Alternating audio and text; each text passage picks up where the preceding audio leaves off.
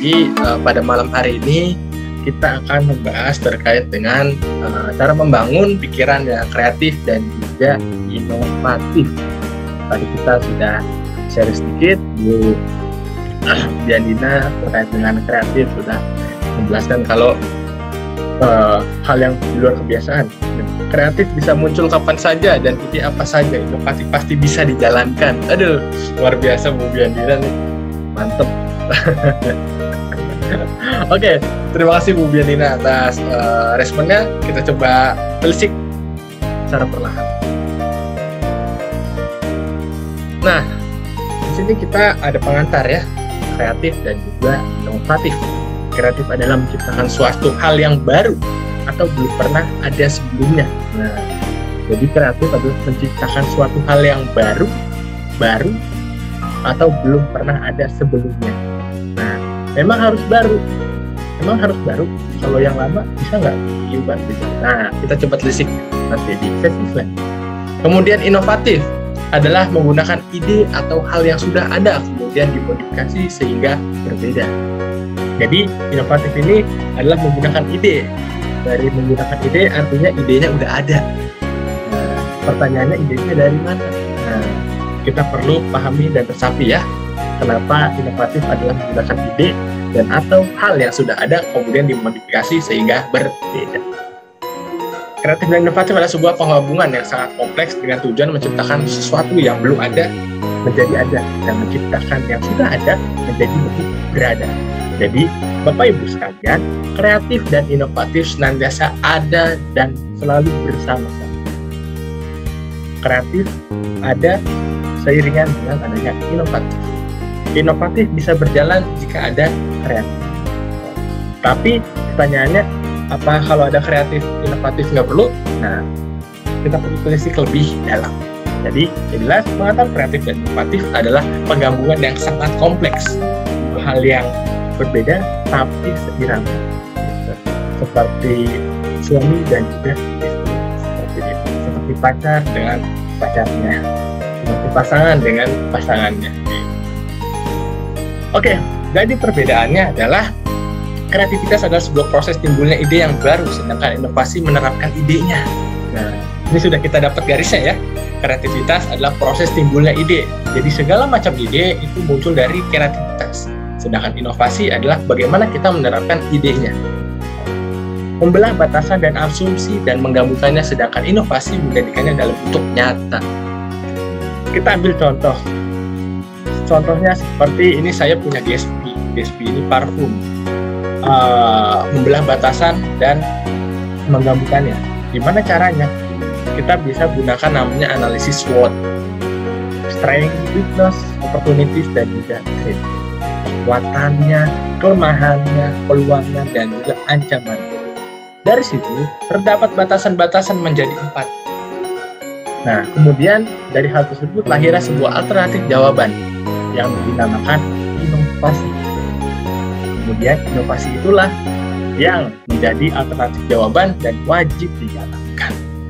Jadi kita perlu pahami ya sedikit terkait dengan perbedaan antara kreativitas dan juga inovasi. Dan pastinya timbulnya ide itu kreatif, kalau idenya udah ada dan tinggal dijalankan namanya inovasi. Membelah batasan dan asumsi dan menggabungkannya, sedangkan inovasi menjadikannya dalam bentuknya.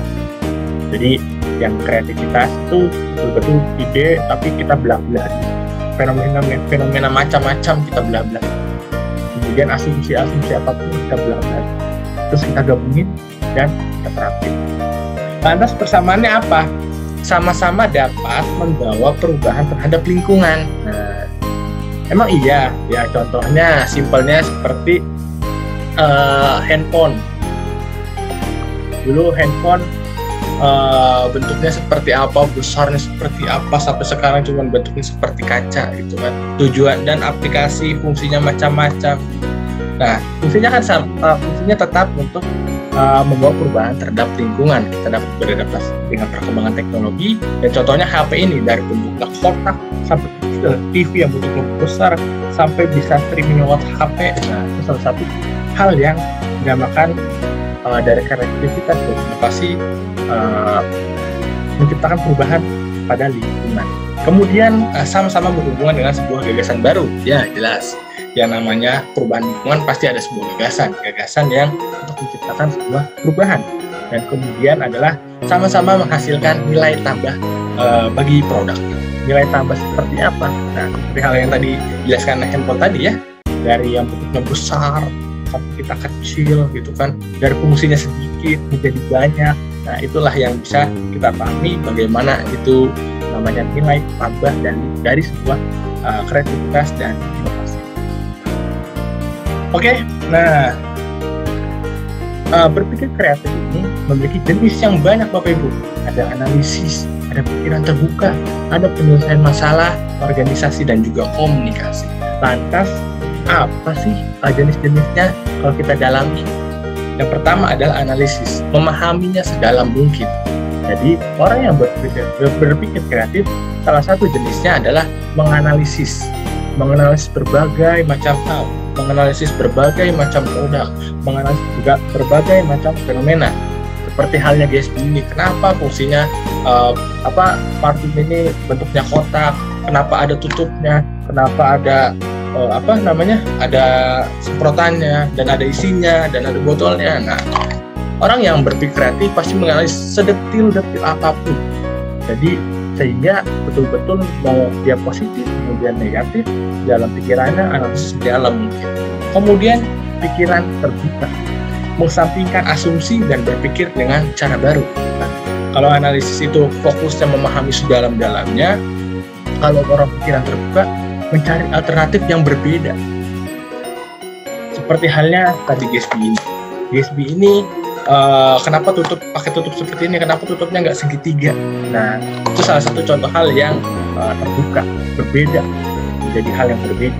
Kemudian penyelesaian masalah, biasakan membuat alternatif jawaban dan meminta rekomendasi. Nah, penyelesaian masalah biasanya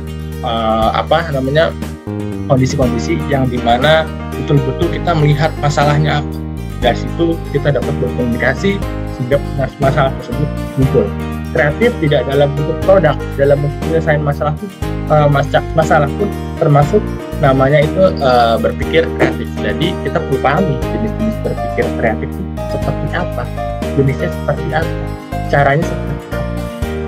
Kemudian organisasi, mengorganisir setiap pikiran dengan tugas dan fungsinya masing-masing. Nah, Bapak Ibu, salah satu hal yang dapat kita lihat dari organisasi dalam konteks berpikir kreatif, mereka atau tepatnya cara berpikirnya itu betul-betul teliti dalam arti teliti bagaimana cara implementasi dan penggunaannya. Contohnya seperti yang tadi lagi, parfum ini tutupnya fungsinya seperti apa, ini botol fungsinya apa, ini tutup isinya apa, kenapa disemprot gitu kan. Nah, itu salah satu mereka membuat alternatif jawaban berdasarkan fungsinya. Pulpen, gelas, handphone, dan itu pastinya diorganisir. Tujuannya apa, fungsinya apa. Jadi Bapak Ibu, dalam jenis berpikir kreatif, salah satunya adalah organisasi atau mengorganisir berbagai macam hal menjadi bentuk kecil-kecil dan menjalankan fungsinya masing-masing. Kemudian komunikasi. Nah, komunikasi adalah hal yang senantiasa muncul dan paling sering kita temui dalam berpikir kreatif. Contoh halnya saya berbicara dengan Bu Artina dan teman-teman ketika kita bercerita tentang masalah gitu kan, mereka mendengarkan dan akhirnya memberikan sebuah alternatif jawaban. Nah, itu salah satu hal yang bagaimana kita dari komunikasi berpikir kreatif untuk memberikan atau memecahkan masalah. Jadi Bapak Ibu, berpikir kreatif dan inovatif pada dasarnya diawali dengan sebuah masalah. Ketika masalah muncul, kita dapat kreatif dan inovatif. Contohnya seperti dahulu kita belum ada sepeda, kemudian lahir sepeda, kemudian motor, mobil, kereta, pesawat, dan lain-lain. Itu adalah sebuah diawali dengan masalah, sehingga mereka yang melihatnya dengan cara menganalisis, berpikir terbuka, menyelesaikan sebuah masalah, mengorganisirnya dan mengkomunikasikannya, akhirnya mencapai sebuah alternatif jawaban. Nah, kita perlu perhatikan juga nih Bapak Ibu, dalam berpikir kreatif dan inovatif ada dua, ada yang bentuknya penemuan, ada yang bentuknya bukan penemuan. Kalau penemuan ada 3, kesalahan, perbaiki, dan juga perubahan. Nah, dalam konteks kesalahan, ide yang gagal adalah ide yang tertunda. Jadi, Bapak Ibu, dalam ingin menciptakan sesuatu hal, jangan pernah takut gagal. Gagal itu wajib malah, atau hal-hal yang sangat wajar. Kita ambil contoh pada tokoh masa lampau ya, Thomas Alva Edison yang pencipta bola lampu. Dia menciptakan dari 1000 percobaan yang dia lakukan, hanya 1 yang berhasil, dan itu yang ke-1000. Artinya apa? Dari 1000 percobaan, 999 itu gagal. Jadi, dalam konteks menemukan sesuatu, ide yang gagal adalah ide yang tertunda. Jadi, Bapak Ibu, dalam menciptakan sebuah ide, berpikir kreatif dan berinovasi, kesalahan atau kegagalan itu senantiasa muncul. Tetapi bagaimana cara kita untuk bangun kembali? Kemudian memperbaiki. Kreatif bukan menemukan hal baru, tapi mengelaborasi yang sudah ada. Nah, seperti hal yang tadi, ini handphone. Ketika kita punya handphone yang masih pakai keypad atau QWERTY, terus sekarang lahir yang namanya smartphone, apakah itu disebut penemuan baru? Ya, betul, penemuan baru. Tetapi kan udah ada HP yang dulu, yang QWERTY. Nah, jadi Bapak Ibu, penemuan tidak harus yang namanya betul-betul baru, tapi pengembangan yang berbeda dengan yang lain. Kemudian juga dilanjutkan dengan perubahan. Jadi Bapak Ibu, kalau ide yang gagal seperti yang ini Thomas Alva Edison jelaskan ya, kalau dia menciptakan sebuah bola lampu dari 1000 yang berhasil dengan sekali. Nah, berarti kan 999-nya apakah dia mencoba hal yang sama? Nah, apakah yang ke-1000-nya itu caranya sama?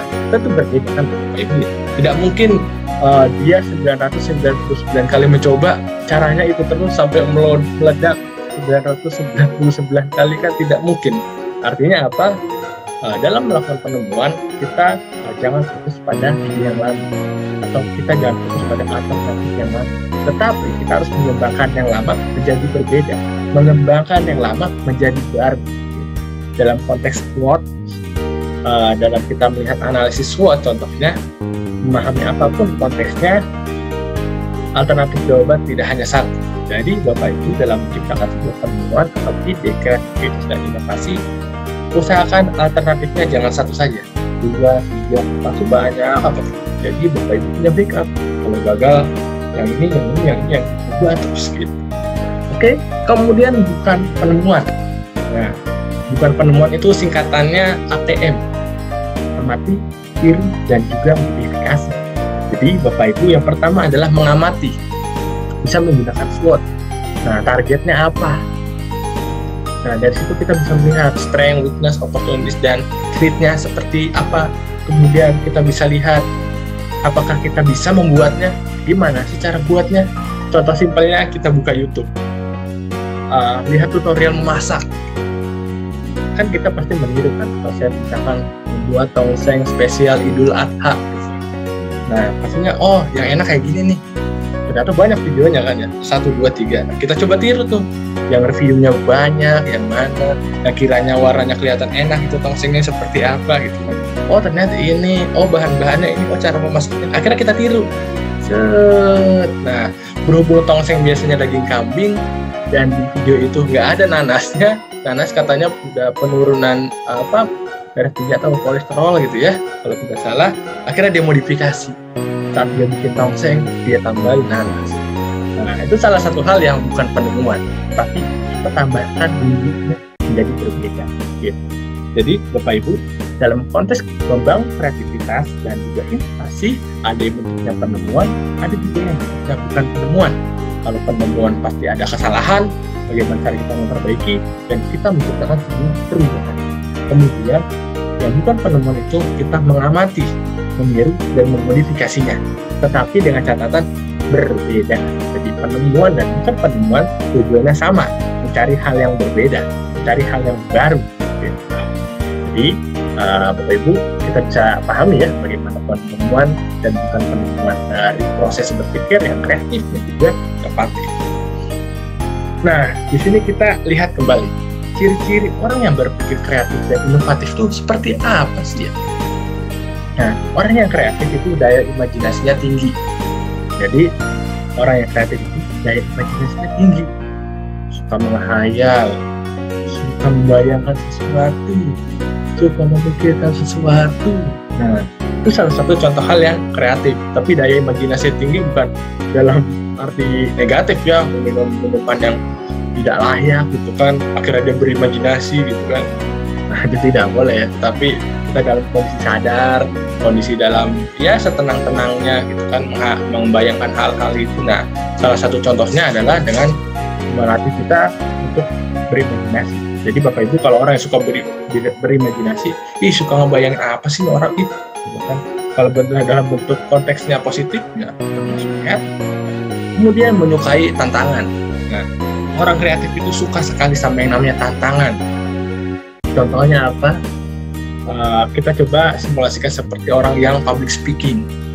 Orang yang public speaking, yang belum pernah public speaking, pastinya takut untuk maju, pastinya takut untuk bercerita kepada khalayak umum.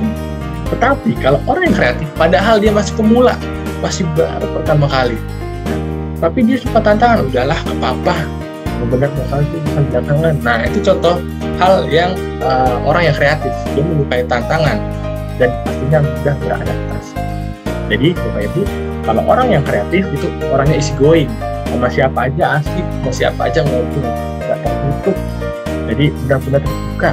Cuman terbukanya jangan pas hari pertama kenalan langsung terbuka banyak gitu ya. Jangan juga kita lihat bagaimana rencananya gitu kan. Tapi mudah beradaptasi artinya ya SKS dia langsung dekat gitu kan, ngobrol sewajarnya gitu.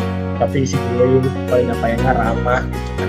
Jadi salah satu orang yang kreatif itu pasti Bapak Ibu pernah menemukan ya orang yang mudah beradaptasi. Ya masih itu mah eta sih, sama si eta mah asik gitu kalau ngajak ngobrol. Nah, itu salah satu contoh orang yang kreatif. Kemudian juga selalu ingin mencoba hal yang baru. Jadi Bapak Ibu jangan pernah membatasi hal-hal yang Bapak Ibu inginkan dengan barrier yang Bapak Ibu pikirkan. Artinya apa?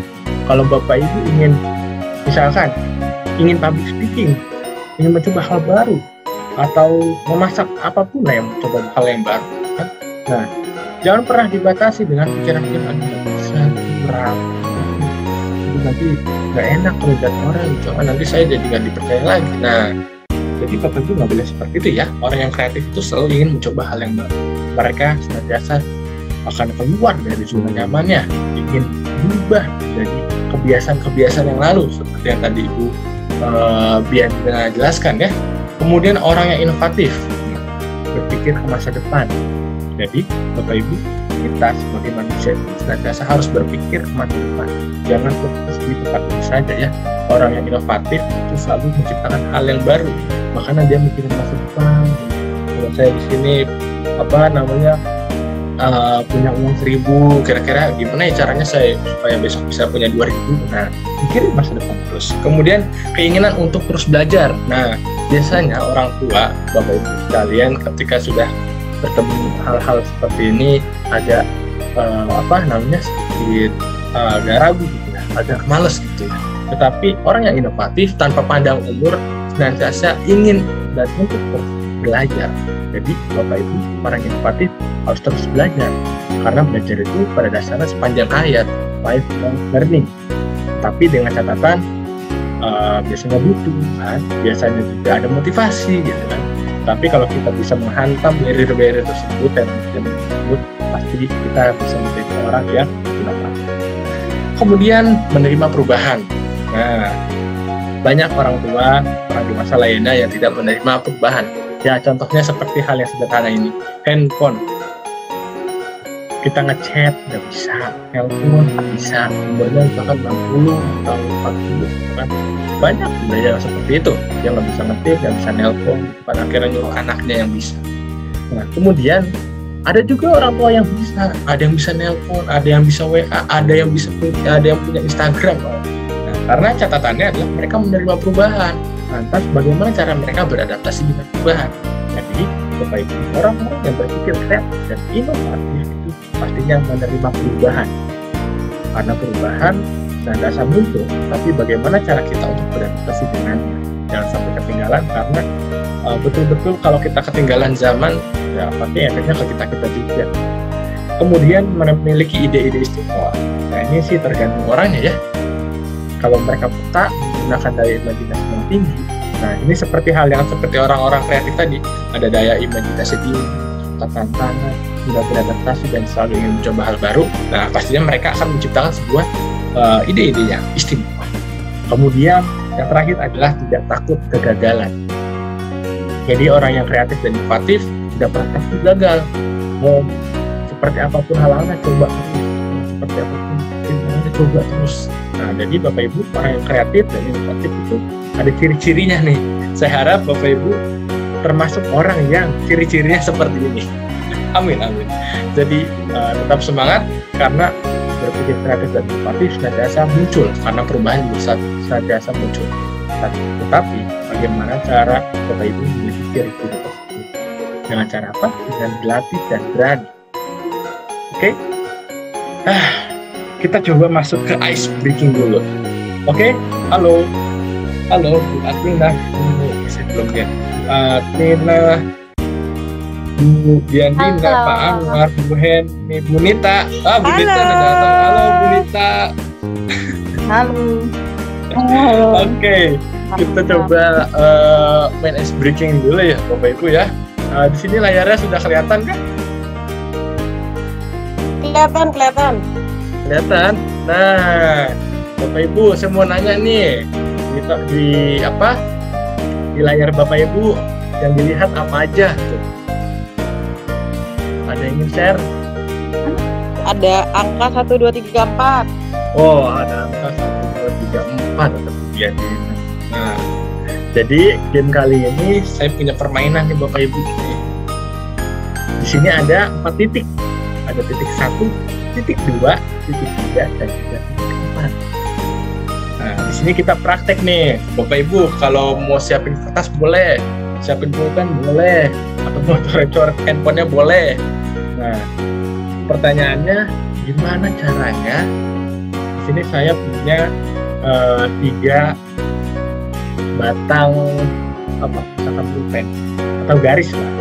Gimana caranya dengan 3 garis yang saya punya bisa menutupi ketiga 4 titik ini? Ada yang ingin mencoba, Bapak Ibu sekalian? Saya punya 3 garis. Nih, saya punya 3 garis. Nah, gimana caranya ketiga garis ini, ketika 3 garis lurus ya, 3 garis lurus ini bisa menutupi ke-4 poin ini? Ada yang ingin mencoba? Kira-kira dari angka titik Saya, mana kita bisa? Ya, saya coba ya, boleh. Tapi saya lagi ini soalnya, tapi saya coba gambarkan dari garis pertama 2 ke 3, kemudian garis kedua 3 ke 4, dan yang terakhir 4 ke 1. Oh, 1 ke 2-nya kelewat ya. Ayo kita coba yuk Bapak Ibu. Dengan kita punya 3 garis lurus, gimana caranya ke-4 titik ini bisa terpenuhi? Ada yang ingin mencoba? Bu Diandina udah coba. Buat Mina, Bu Nita, Bu Henny, Pak Anwar barangkali. 3 garis lurus. Kita punya 3 garis lurus, gimana caranya kita bisa 4?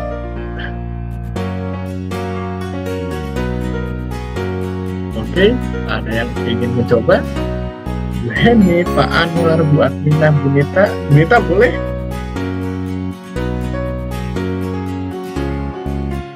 Ayo, boleh pakai catatan barangkali disiapkan gimana caranya kita punya 3 garis lurus, tapi kita harus menutupi ke-4 titik ini.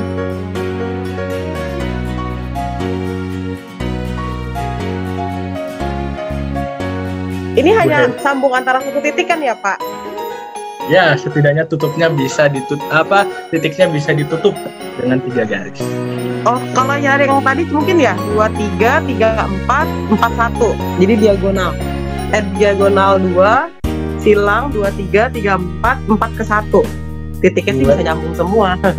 2, 3, 2, 3, terus kemudian 3 ke 4, 3 ke 4, 4 ke 1. Nah, 1 ke 2-nya belum, 2 ke 4-nya belum. Belum ya? Ya. Ayo kita coba Bapak Ibu, buat Mina, Bu Nita, Bu Heni mana nih? Saya paling ramai nih, Bu Heni.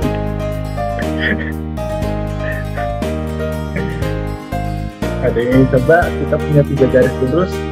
Gimana caranya ketiga garis yang kita punya bisa menutupi keempat titik.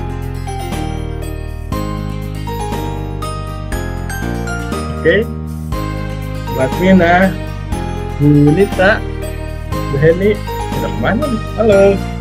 Saya lagi mikir nih.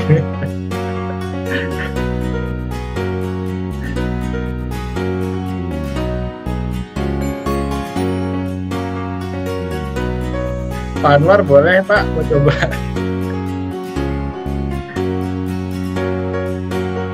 Ayo Bapak Ibu, lagi mencoba Pak. Ayo, kita ada 4 titik ya, titik 1, titik 2, titik 3, dan titik 4. Gimana caranya kita punya 3 garis? Intinya bagaimana kita cara menutupi keempat titik ini dengan 3 garis saja. Oke?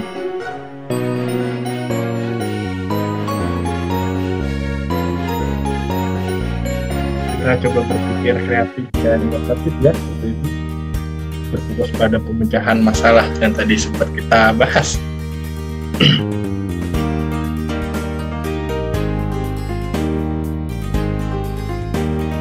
Oke, ada yang ingin coba? Kita sharing, belum ketemu nih jawaban. Gimana caranya kita menutupi keempat titik ini dengan 3 garis lurus?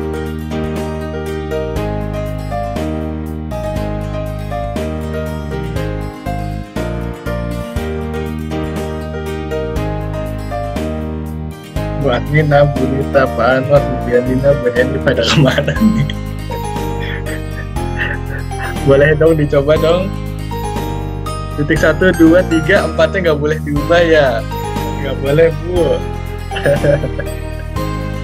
Titiknya harus 4 dan tetap di situ, nggak boleh dipindah. Tutup nggak apa-apa kan Mas? Ya Bu Heni. Nggak ketutup nggak apa-apa kan ya? Harus ketutup atuh. Jadi huruf Z. Oh Z gini. Ya 1 ke 2 gitu.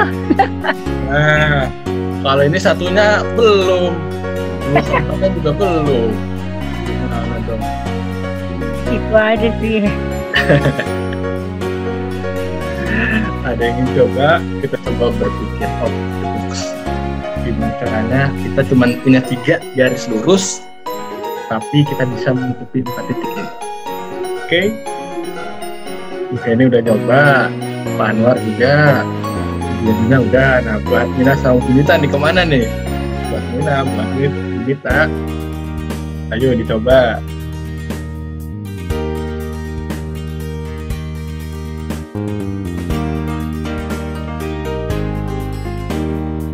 Tiga garis lurus.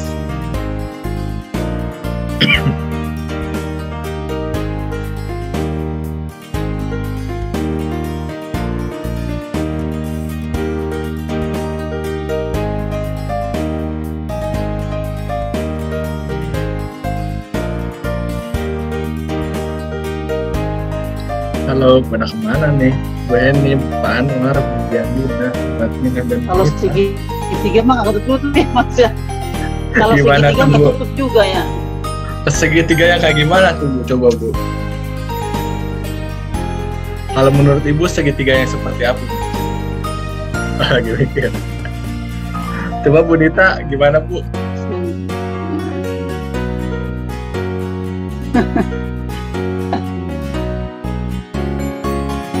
Saya mikirin mobil dulu ya Mas, coba pakai kertas dulu. Oke, siap.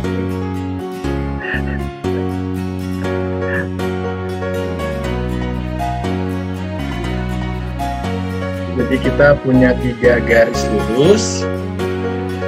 Ini kita punya 3 garis lurus. Huruf U kali Mas, tapi di atas ditutup sendiri.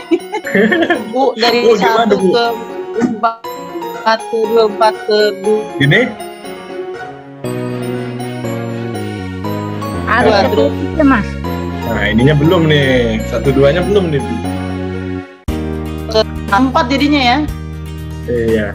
Kalau kita kasih ini, ininya juga kosong. Nah. Yuk kita coba. Belum nih ketemu nih. 3 garis lurus. Ice breakingnya lumayan bikin pusing ya.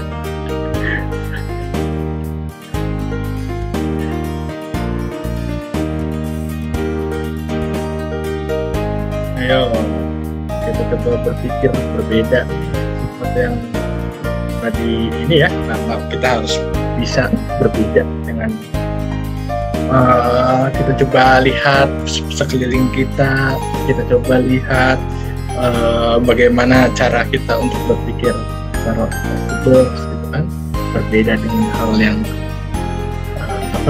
kita coba ganti fokusnya kita ubah gitu kan. Nah, gimana caranya Ibu? Kira-kira dengan kita punya 3 garis lurus, bagaimana keempat titik ini bisa menjadi satu serangkaian?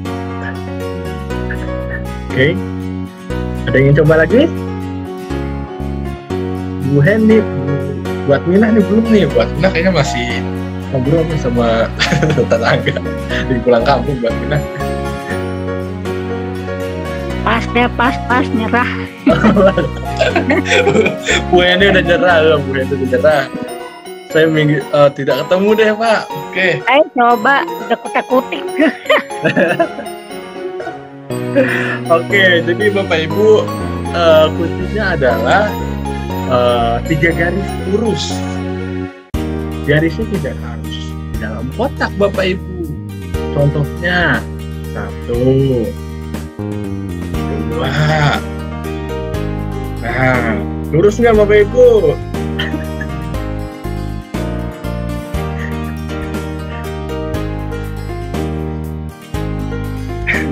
Gimana Bapak Ibu? Oh, gitu ya Pak.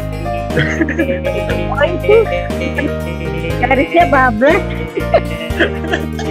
Iya Bapak Ibu. Jadi kebayang ya kira-kira ya. Apa maksudnya? Jadi kita... Namanya kreatif ya Mas ya. Nah, betul sekali Bu Henny. Jadi kita jangan fokus kepada titik itu. Kita coba berpikir berbeda ya. Jadi dengan cara otot seperti ini, bagaimana cara kita melihat fenomena-fenomena tersebut gitu ya. Jadi dengan setelah saya lihat sepertinya Bapak Ibu fokus ke titik ini 1, 2, 3, 4. Dari 1 kemana ya? Dari 3 kemana ya? Nah, sepertinya itu terkecoh kali ya. Oke, jadi Bapak Ibu, kita dalam konteks ice breaking ini kita jangan pernah membatasi dalam berpikir kreatif dan inovatif ya Bapak Ibu.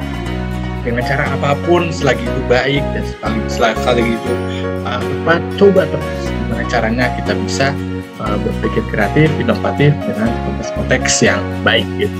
Oke, dari sini Pak Andor ketawa. Oke, kita lanjut ya Bapak Ibu sekalian. Breakingnya sudah mulai menguras otak sepertinya. Nah, tadi ini belum bilang enunciate, clear, and Oke. Dalam membangun pikiran kreatif dan juga inovatif, Bapak Ibu, ada pola. Yang pertama, associating, questioning, observing, dan experimenting. Keempat elemen ini memiliki fungsi yang berbeda-beda, tetapi dalam prosesnya mereka berjalan secara sistematis. Jadi, kalau dari elemen 1, nggak bisa langsung ke 4. Harus lewatin 2 sama 3 dulu, Bapak Ibu. Kita harus associating, questioning, observing, dan eksperimen. Akwe, kita singkatnya akwe, aki, o, dan e. Associating itu mengkombinasikan berbagai ide menjadi satu. Nah, contohnya apa? Kita harus bisa melihat berbagai macam konteksnya. Seperti halnya, kita coba ambil contoh. Saat ini saya bekerja sebagai petugas SPB. Saya di sini tugasnya sebagai petugas SPBU. Nah, di SPBU ada 2 baris biasanya. Entah 2 atau 3 itu ya. Ada baris ini bulutnya, ini baris 1, ini baris 2. Atau enggak gitu. Biasanya kalau orang yang suka nyelak tuh kayak gini. Ini bulat, ini formnya ya. Ini ada baris 1, ini ada baris 2. Nah, jadi Bapak Ibu, ternyata banyak yang nyelak, gitu kan? Yang nyelak banyak dari sini nomor 10 ke sini ke nomor 3 gitu kan, padahal harusnya dari sini ke sini. Nah, terus Bapak Ibu, gimana caranya? Nah, dengan mengkombinasikan berbagai ide menjadi satu, kita coba pikir, kalau kita sekat di mana ya di tengah-tengah ini ya, atau kita kasih kupon atau karcis di mana ya. Nah, itu salah satu hal yang bagaimana cara kita mengkombinasikan berbagai ide menjadi satu. Nah, dari situ kita cobalah akhirnya kita coba sekat dengan nama questioning, racik pertanyaan dari ide yang sudah dibuat. Kemudian kita observing, cocok nggak sih kalau di lapangan kita terapin, kita sekat atau kita kasih karcis, cobalah. Akhirnya kita coba experimenting, melakukan eksperimen sesering mungkin. Dari situ kita coba, kita kasih sekat besi, ternyata efektif. Jadi Bapak Ibu, dalam konteks berpikir kreatif, pastikan kita harus melihat fenomenanya dulu secara utuh. Kita harus lihat bagaimana konteksnya, kita harus lihat bagaimana fenomenanya, kita harus melihat juga kondisinya seperti apa. Nah, dari situ kita pasti mikir, bertanya, gimana caranya ya? Caranya kayaknya gini deh, alternatif aja deh. Alternatif kayak gini deh. Terus mikir lagi kan di hari kedua, coba kita lihat kondisinya seperti apa. Cocok nggak ya dengan rencana yang saya coba gitu kan. Nah, terus juga akhirnya diterapin lah eksperimen, melakukan eksperimen sesering mungkin. Nah, jadi Bapak Ibu, dalam pola membangun pikiran kreatif dan inovatif ini harus ada dalam pikiran Bapak Ibu ya. Pertama kita lihat fenomenanya. Dari fenomena yang kita lihat, kita coba pikir pertanyaan apa atau alternatif jawaban yang kita punya. Dengan jawaban yang kita punya, kita lihat cocok nggak sih kalau kita terapin di lapangan. Nah, kemudian ditutup dengan penerapannya secara langsung. Elemen yang tepat experimenting adalah benar-benar hal yang harus kita lakukan. Kalau kita cuma melupakan salah satu elemen saja, ada kemungkinan polanya tidak dapat efektif. Elemen 1 sampai elemen 4 Bapak Ibu harus bisa terapkan, jangan sampai lupa. Rancang semua maksimal mungkin, rancang associating, questioning, observing, dan experimenting. Kita asosiasikan, kita berikan sebuah pertanyaan, kita observasi, kita coba lihat, dan kita coba terapkan. Itu adalah hal dari kita pola membangun pikiran yang kreatif dan juga inovatif. Kemudian, ini belum. Nah, seringkali orang yang berpikir kreatif itu mengalami hambatan. Mindset yang dapat membunuh kreativitas, apa saja, kurang memahami tujuan yang ingin dicapai. Jadi, Bapak Ibu, kalau kita mau berpikir kreatif dan inovatif, kita harus paham kita tujuannya mau ngapain, targetnya siapa, pasarnya siapa. Kayak seperti kita bikin konten, misalkan kita bikin konten terkait dengan kelapar honey, nah, atau enggak terkait dengan profilis, kira-kira tujuan kita bikin pemasaran itu untuk siapa, targetnya apa, polanya apa. Nah, kita perlu menguasai itu gitu kan. Kayak targetnya untuk orang yang sedang terkena COVID misalkan, atau terdampak DBD misalkan. Nah, itu salah satu contoh target pasarnya. Terus target pasarnya seperti apa gitu kan. Nah, kita harus memahami tujuannya terlebih dahulu, yang ingin kita capai itu apa. Kemudian juga takut berbuat salah.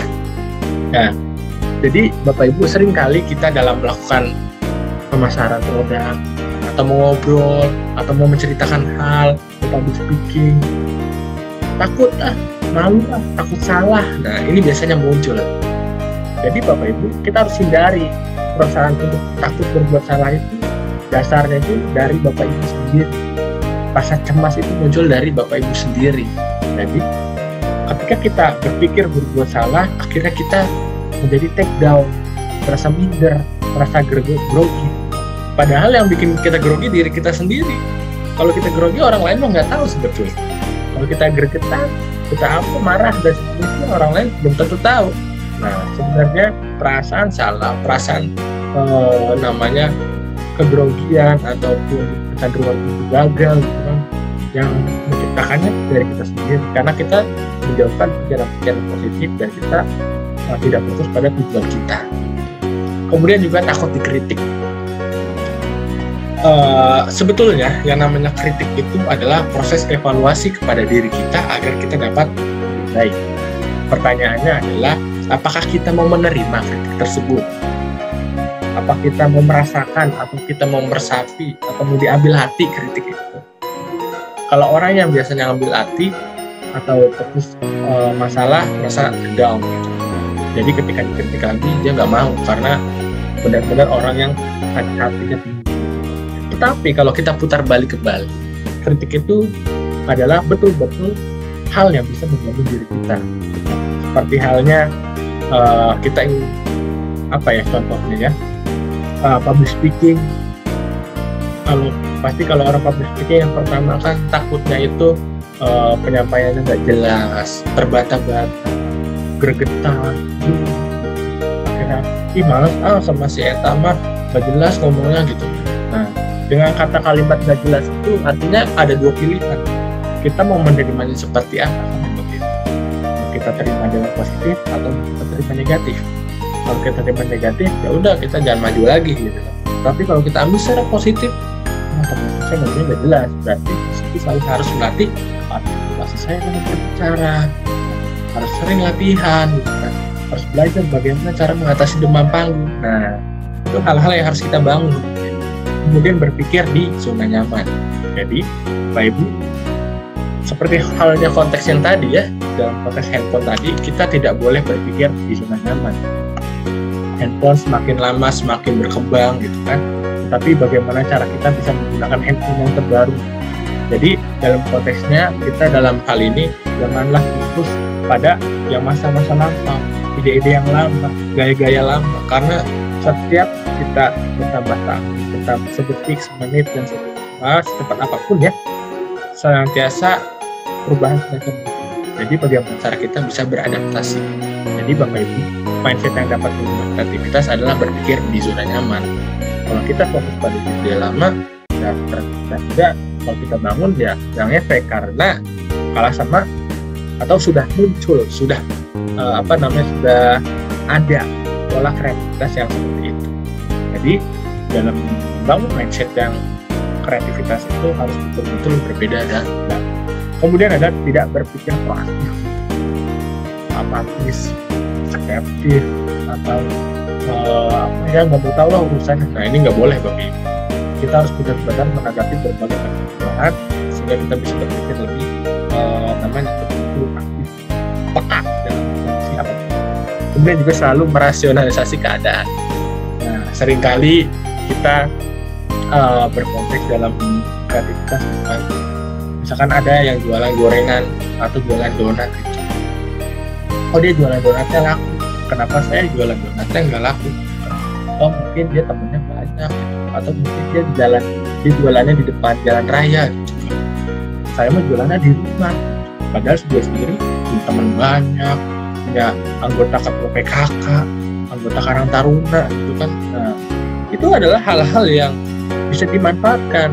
Jangan kita selalu merasionalisasi atau ya udah mau keadaannya kayak gini mau gimana lagi gitu. Nah itu tidak boleh ya Bapak Ibu ya. Jadi mindset yang dapat membunuh kreativitas itu ada banyak, tapi semuanya dapat kita perbaiki apabila kita fokus dan berpikir secara positif.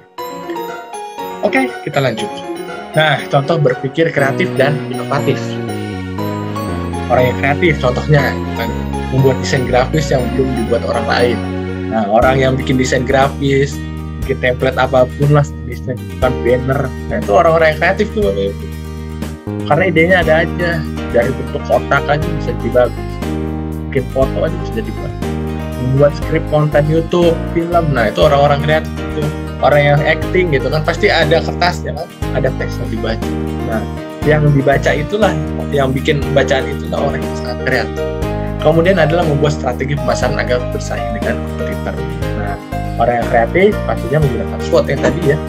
Cuman konteksnya bagaimana cara kita untuk membuat strategi pemasaran. Kemudian orang inovatif, membuat bakso bulat menjadi bakso segitiga. Nah, ada kan? Ada bakso yang pakai muter. Nah, itu salah satu contoh orang yang inovatif, membuat gaya belajar berbeda dan handphone jadul dan sekarang. Keren banget kan? Jadi kita tidak perlu membatasi apapun dalam berpikir kreatif dan inovatif. Biarkan mereka berjalan secara maksimal mungkin. Dengan adanya pikiran kreatif dan inovatif, kita dapat beradaptasi dengan perkembangan. Kemudian juga kita dapat diisi ngobrol dengan siapapun, gitu kan. Karena dengan berpikir kreatif dan inovatif, di sisi lain juga mengembangkan diri kita, bisa mengembangkan ataupun betul-betul kita sejajar dengan orang yang berkembang di teknologi. Jadi, Bapak Ibu, jangan lupa untuk berpikir kreatif dan inovatif. Ketika rasa cemas muncul, atau rasa grogi muncul, atau munculnya sebuah keraguan, pada dasarnya dari perasaan Bapak Ibu sendiri. Ketika Bapak Ibu merencanakan dengan baik, dengan maksimal, paham tujuannya, caranya seperti apa, pasti coba terus dan berhasil. Seperti Thomas Alva Edison 1000 kali membuat lampu, percobaan yang terakhir yang ke-1000 yang baru berhasil. Nah, pertanyaannya adalah bagaimana cara kita membuat berpikir kreatif dan inovatif yang saat ini kita rancang tidak sampai 1000 yang dibuat oleh Thomas Alva Edison tadi, 3 atau 4. Tapi yang jelas namanya kegagalan pasti muncul, tetapi bagaimana cara kita untuk bangun dengan Oke, kita masuk ke proses elaborasi. Nah, Bapak Ibu, di sini saya punya 3 produk. Ada kelapa honey, ada Feline Active Day Cream, dan juga Propelli. Nah, kira-kira saya ingin tanya nih Bapak Ibu, manfaat dari kelapa honey itu apa? Ada yang ingin sharing?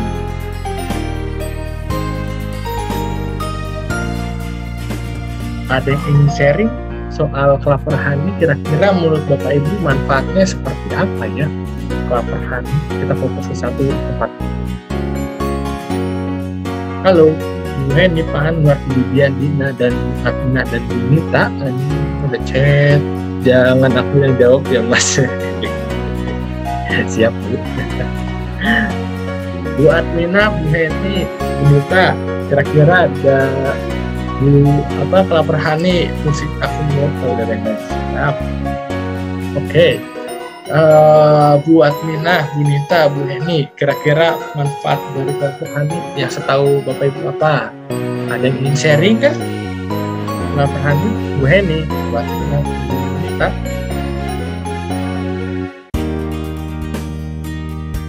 Ya, Bu Heni, boleh? Untuk pencernaan, Mas. Terus, mantap. Baik pencernaan. Ya, luar biasa, Bu. Kata Bu Heni, kelapa honey fungsinya untuk pencernaan, lancar pencernaan ya Bu ya. Betul. Buat Nina, Bu Nita, boleh Bisa sharing. menyembuhkan luka juga. Ya Bu. Bisa menyembuhkan luka juga, Mas. Luar biasa menyembuhkan luka ya. Betul sekali Bu Nita, menyembuhkan luka. Buat Nina, Meredakan gejala flu.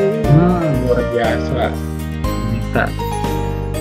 Emang luar biasa pemahamannya ya. Buat Mina mau coba? Boleh, untuk meredakan panas dalam. Oh betul, Pencernaan. dalam ya. Nah, kalau kelapa honey ini kira-kira menurut Bapak Ibu Buat masker.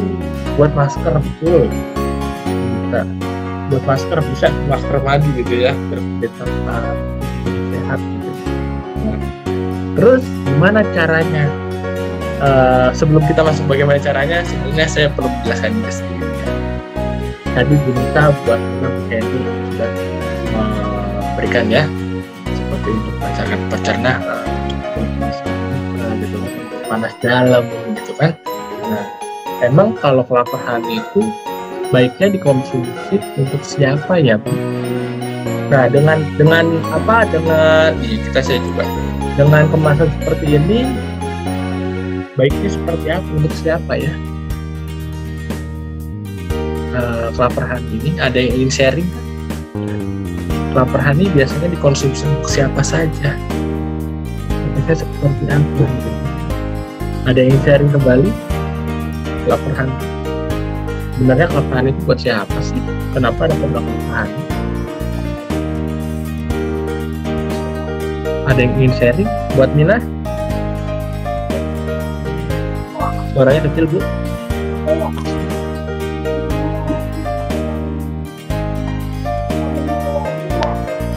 Kalau Farhani ya dibutuhkan untuk semuanya, dari umur 1 tahun udah bisa memakai Clover Honey sampai siapa aja, sampai orang tua bisa dipakai. Betul sekali. Bagus banget itu. Luar biasa. Emang saya kemarin juga nyoba tuh. Lagi. Mas Gary sudah nyoba? Udah dong, Bu. Mantap. Ya benar, rasanya beda. Waktu itu saya campur dengan wafer, enak banget. Oke, dan dari kemasannya juga kan ada jenis-jenisnya ya Bapak Ibu. Dari Clover Honey ada ukuran 2,5, 250 gram, 50 gram sampai yang 1 kg.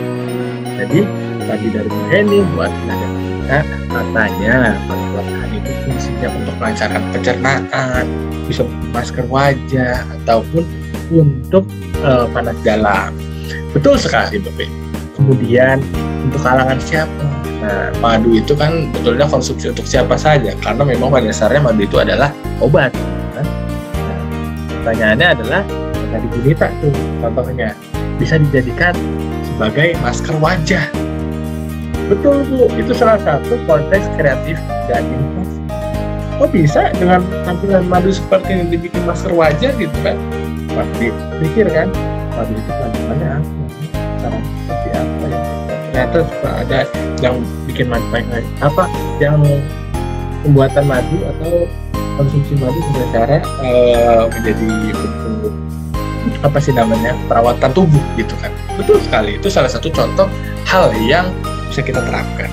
Kemudian juga kenapa sih Clover Honey bentuknya 250 gram, 500 atau 1000 gitu kan? Kenapa nggak bikin yang bentuknya odol gitu kan, atau nggak yang bentuknya semprotan kayak gini nih, untuk semprotan gitu kan, sekali semprot gitu kan langsung dia merasa segar gitu kan. Nah itu artinya adalah Bapak Ibu, kita jangan fokus pada yang itu saja, kita coba berikan hal yang berbeda, lebih multifungsi, lebih ya betul-betul multifungsi ya. Atau enggak bisa juga Clover Honey ini kita bisa jadikan seperti sepaket dengan malkis gitu kan. Ada malkis, sampingnya ada tempat mandinya gitu. Jadi kan biasanya kalau malkis ada gulanya kan, ada gulanya gitu. Kenapa gulanya nggak dibedain aja gitu kan? Nah itu kan salah satu hal yang bisa kita terapkan gitu. Jadi Bapak Ibu, dalam konteks proses elaborasi kita bisa perlu memahami bagaimana pemikiran hal-hal yang cuma kita bayangkan, cuma sekilas lewat itu bisa menjadi alternatif jawaban dalam memecahkan sebuah masalah. Jadi Bapak Ibu jangan pernah batasi dalam berpikir, dan kita perlu mengelaborasi kembali Clover Honey, Vilan, Propolis, dan produk ada yang lain. Tapi bisa saya simpulkan kalau buat Mina, Bu Heni, dan juga Bu Nita luar biasa ya pemahamannya terkait produk. Memang entrepreneur sejati ya, enterprise sejati yang pemahamannya cukup luas ya saya pikir. Oke, jadi Bapak Ibu, dari sini kita bisa paham ya bahwa proses berpikir kreatif dan inovatif itu senantiasa muncul ketika kita bisa memahami seluruh konteks yang ada di sekeliling kita. Kita lanjut kembali, yang dimana kesimpulannya adalah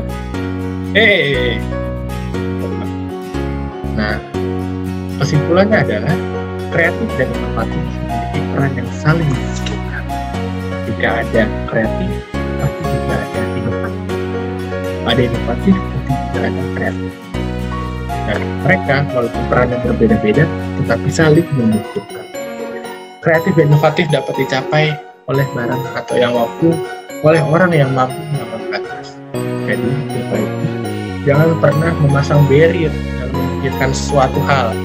Biarkan Bapak Ibu berpikir dalam tanda kutip seliar mungkin. Jangan pernah batas semakin banyak Bapak Ibu berpikir berbeda dengan yang lain, Bapak memiliki potensi. Kemudian juga individu yang kreatif dan inovatif haus akan pertanyaan. Artinya apa? Bapak Ibu harus memahami segala konteksnya dan timbul sebuah pertanyaan. Kok madu bentuknya seperti itu ya, madu HDI ya? Kok kenapa bentuknya cuma yang 250, yang 500 sama yang 1 kilo gitu kan? Kenapa nggak dicampur palkis tuh? Atau enggak, kenapa kita nggak bikin gudang bakar madu kelapa honey gitu? Nah, itu salah satu hal yang bisa kita bayangkan, pikirkan, dan bisa juga kita terapkan gitu. Jadi Bapak Ibu jangan pernah batasi dalam berpikir kreatif dan juga inovatif. Seperti tadi ya, bahwa kita perlu memahami konteksnya dan mulai mencanangkan bagaimana kita bisa berpikir berbeda. Karena dalam konteks berpikir kreatif dan juga inovatif, berbeda itu lebih baik daripada berkembang lebih baik. Oke? Jadi untuk kegiatan malam hari ini saya kira kita cukupkan. Barangkali Bapak Ibu ada yang ingin bertanya sampai akhir ini? Nah, teman-teman, kreatif membuat, inovatif berubah, luar biasa. Oke, dari sini ada yang ditanyakan kah Bapak Ibu? Dari konteks kreatif dan juga inovatif, ada yang ingin ditanyakan? Bu Heni, Bu Atmina, Bu Yandina, Bu Nita, ada yang ingin tanyakan sampai sesi kali ini? Atau ada yang ingin sharing? Biasanya Bu Heni, atau Bu Atmina, Bu Nita. Dari sini ada yang ditanyakan? Kita bisa sharing-sharing. Biasanya apa yang menghambat Bapak Ibu dalam berpikir kreatif dan inovatif?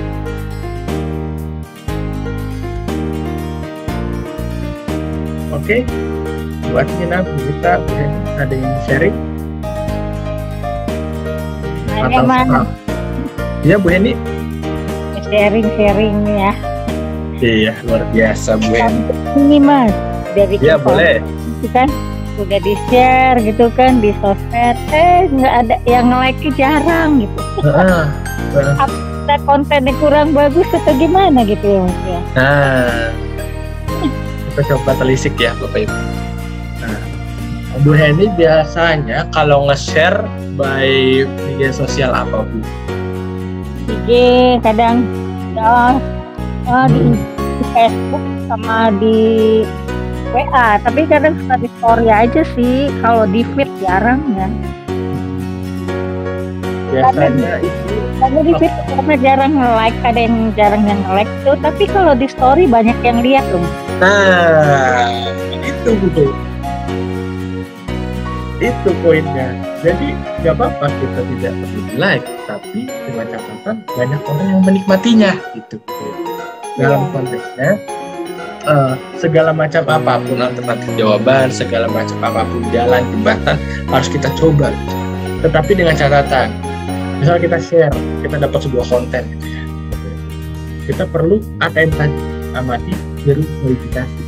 Kalau kita barangnya udah ada, gimana caranya kita punya pendukungnya, mungkin bisa tambahkan dengan kalimat atau kata-kata yang bisa lebih membawa suasana gitu kan, atau enggak kalau mau share gitu kan, mau share bisa WA gitu. Nah Bapak Ibu jangan di-share produknya dulu, kita share video motivasi dulu yang menarik gitu kan. Nah kalau udah videonya nggak usah lama-lama, 30 detik atau 60 detik, 1 menit. Nah otomatis kan nanti dia melihat produknya gitu kan, tapi yang berkaitan gitu. Jadi Bapak Ibu dalam produk pemasaran gitu kan, contohnya dalam berpikir kreatif dan inovatif, kita betul-betul kalau dikasih bahan apapun ya jangan fokus kita langsung share gitu kan. Boleh, maksudnya tujuannya nge-share, tetapi kita harus tambahkan lah bumbu-bumbu sedikit gitu. Ada dengan kata-kata, ada dengan desain, ada dengan kira-kiranya orang tua tuh sukanya seperti apa ya gitu. Kalau kita suka suapin terus ya mereka juga bosan gitu kan. Tetapi kalau kita kemas dengan yang video bersifat entertain gitu kan, kreatif gitu kan, itu pasti mereka bakal mau. Tetapi dengan catatan tadi yang Bu Heni ceritakan, mereka jarang nge-like tapi mereka suka ngelihat. Nah itu juga salah satu hal yang betul efektif Bu, karena memang tujuannya adalah agar mereka tuh melihat, memancing mereka untuk melihat gitu. Jadi tidak masalah, cuman kita perlu tambahkan bumbu aja. Kalau misalkan ini biasanya cuma nge-share foto doang tanpa ada penjelasan, tambahin penjelasan gitu. Atau ini biasanya masang video gitu kan, jadi tambahinlah video motivasi dulu sedikit gitu. Tidak apa-apa, itu pelan-pelan saja. Oke, kira-kira ada yang ingin ini ada Mas, titip pertanyaan, action plan dari setelah training ini apakah? Oke. Jadi di sini tujuannya untuk bagaimana cara kita untuk merancang sebuah pemasaran produk. Jadi karena memang tujuan dari enterprise itu memasarkan produk agar orang-orang tahu gitu kan, walaupun tidak dalam produk tidak membeli, tapi mereka sebenarnya tahu produk hadir gitu.